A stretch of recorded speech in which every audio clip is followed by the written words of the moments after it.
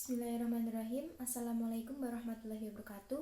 Di sini kami dari kelompok 4 yang beranggotakan saya sendiri, Nanda Fitria Rohani, NIM 102190148, dan rekan saya Rama Oktawardana, NIM 102190158. Di sini kami akan membahas tentang hakikat dan pengertian psikologi hukum.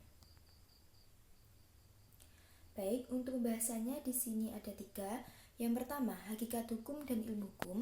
Kedua, psikologi hukum dan ruang lingkupnya. Dan yang ketiga yaitu wilayah kajian sosiologi hukum dan psikologi hukum. Baik, di sini saya akan menjelaskan untuk materi yang pertama yaitu tentang hakikat hukum dan ilmu hukum. Filsafat hukum merupakan cabang filsafat yang membicarakan hakikat hukum itu, tujuannya dan alasannya seseorang harus tunduk pada hukum. Hukum-hukum ingin mendalami hakikat dari hukum, berarti bahwa filsafat hukum ingin memahami hukum sebagai penampilan atau manifestasi dari suatu yang melandasinya. Dalam filsafat hukum terdapat berbagai aliran atau madhab dan terdapat dialektika antara aliran madhab filsafat hukum yang membahas asal-usul terciptanya hukum.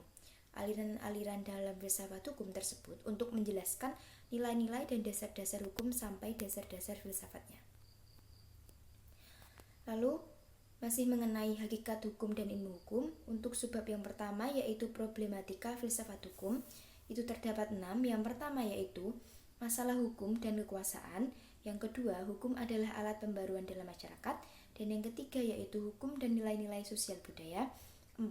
Tujuan orang mentaati hukum. Kelima, mengapa negara berhak menghukum seseorang, dan yang terakhir yaitu etika dan kode etik profesi hukum. Baik, untuk penjelasan selanjutnya akan dijelaskan oleh rekan saya. Terima kasih. Assalamualaikum warahmatullahi wabarakatuh. Saya akan menjelaskan atau melanjutkan penjelasan dari teman saya, yaitu yang pertama mengenai membahas tentang dialektika aliran-aliran filsafat hukum. Yang pertama yaitu aliran hukum alam. Ada 2 pandangan dalam pembahasan hukum kodrat ini, yakni pandangan teologis dan pandangan sekuler. Pandangan teologis yaitu dalam pandangan teologis dikatakan bahwa seluruh alam semesta diatur oleh Tuhan Yang Maha Esa sebagai ciptaannya. B. Pandangan sekuler. Dalam pandangan sekuler diyakini bahwa manusia memiliki kemampuan akal budi yang menjadi sumber tatanan moral dalam diri dan masyarakat manusia. Yang kedua, aliran hukum positif. Aliran ini disebut dengan positivisme hukum. Aliran ini berpandangan bahwa hukum itu adalah perintah penguasa. Aliran hukum positif ini dapat dibedakan dalam 2 corak, yakni 1.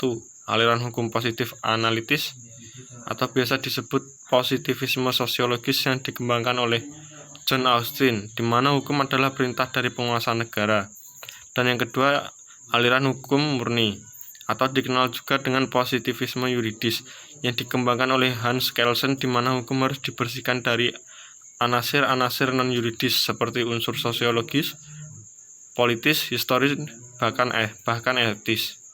Yang ketiga yaitu aliran utilitarian. Utilitarianisme atau utilitisme adalah aliran yang meletakkan kemanfaatan sebagai tujuan utama hukum. Pendukung utama utilitarianisme adalah Jeremy Bentham, John Stuart Mill, dan Rudolf von Jhering. Yang keempat yaitu mazhab sejarah.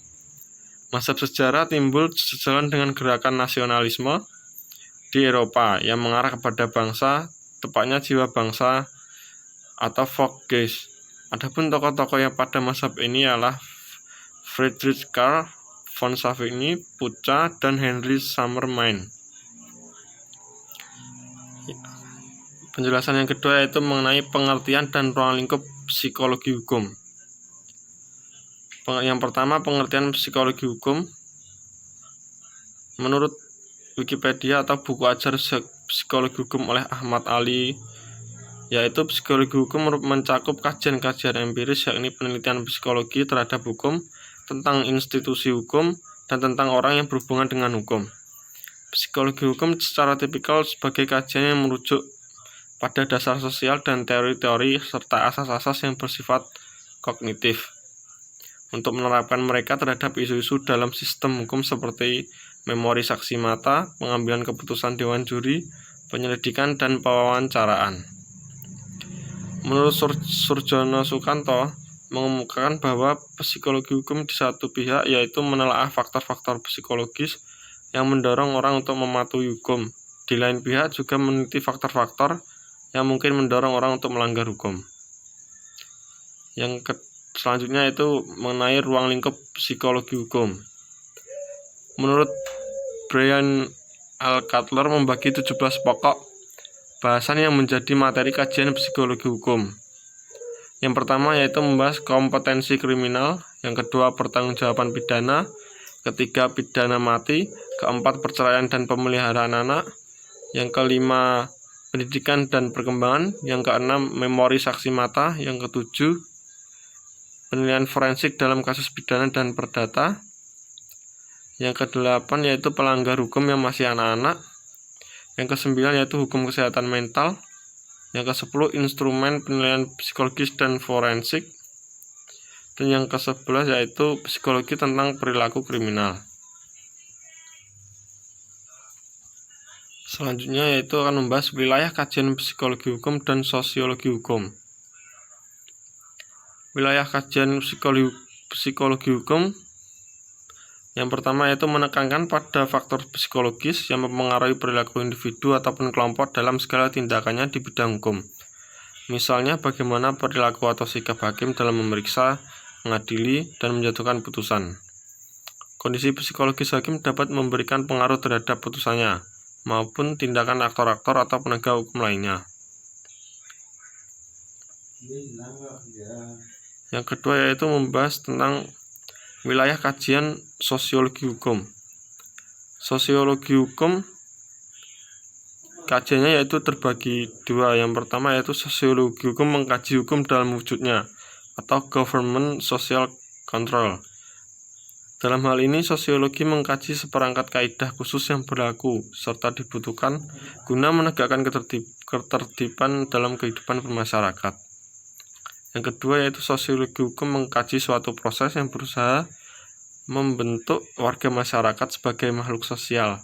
Sosiologi hukum menyadari eksistensinya sebagai kaidah sosial yang ada dalam masyarakat.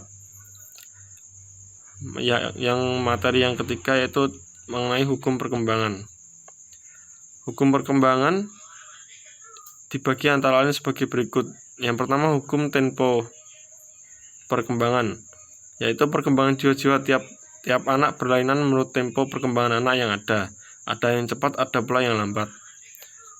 Yang kedua, hukum irama perkembangan, yaitu hukum ini tidak lagi mengungkapkan cepat atau lambatnya perkembangan anak, tetapi tentang irama atau ritme perkembangan.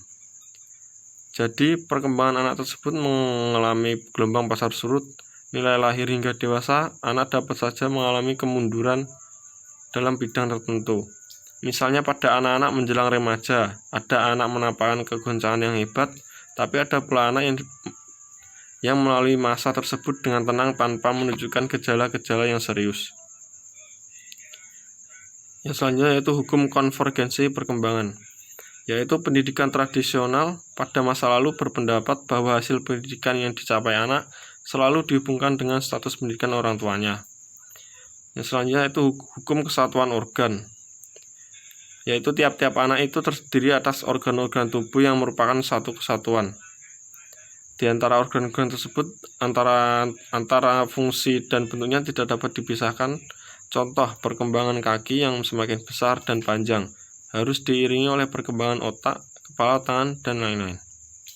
Selanjutnya itu hukum hierarki perkembangan.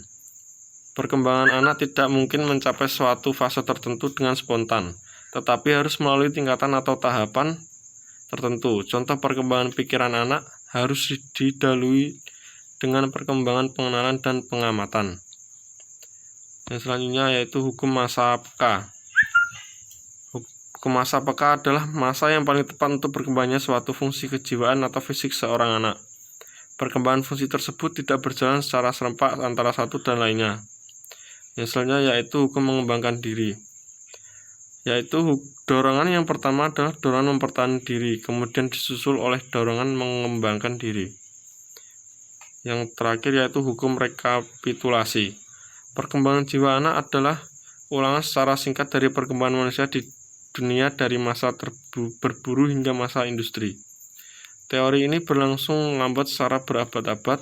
Jika pengertian rekapitulasi ini ditransfer pada psikologi perkembangan, dapat dikatakan bahwa perkembangan jiwa anak mengalami ulangan tingkat dari sejarah kehidupan umat manusia.